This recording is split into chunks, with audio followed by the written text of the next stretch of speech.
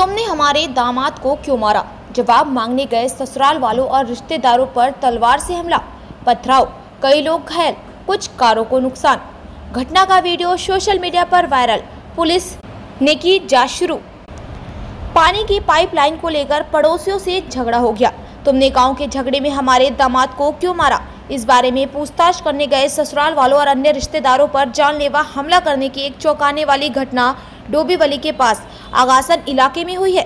तलवारों और पत्थरों से किए गए हमलों में कई वाहन क्षतिग्रस्त हो गए, 2 लोग गंभीर रूप से घायल हो गए। गंभीर रूप से घायल दशरथ महात्रे और उनकी पत्नी सविता महात्रे को एक प्राइवेट अस्पताल में भर्ती कराया गया।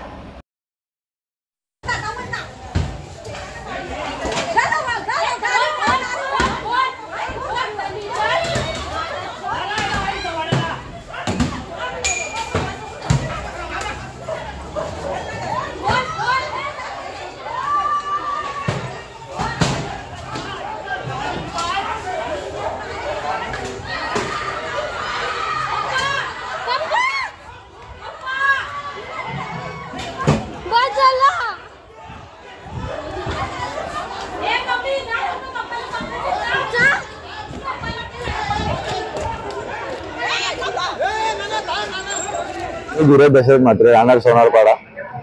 सकाळी आम्ही 9, 9:30 पावणे 10च्या आसपास मला माझ्या भाऊजींचा फोन आला की आमच्या उसारगाव गावात आमची तुरकोल जरा वाद झालाय, तर त्यांना मी तिथून त्यांना एक पोलीस स्टेशनला कंप्लेंट द्यायचा सल्ला दिला। कंप्लेंट केल्यानंतर आम्हाला असं तिथून समजणं झाला की गावातल्या वादात बाहेरच्या त्यांच्या नातेवाईकांनी येऊन पण हात उचललाय, मारहाण केली, डानकांनी मारहाण केली। तर मग आम्ही सदर नातेवाईकांना त्याच्या जे बाहेरच्या आगासन गावातले त्याच्या मामाचे होते त्यांना विचारणा करण्याला गेलो की तुम्ही गावातल्या लोकांच्या वादात तुम्ही कशाला मध्ये जाता।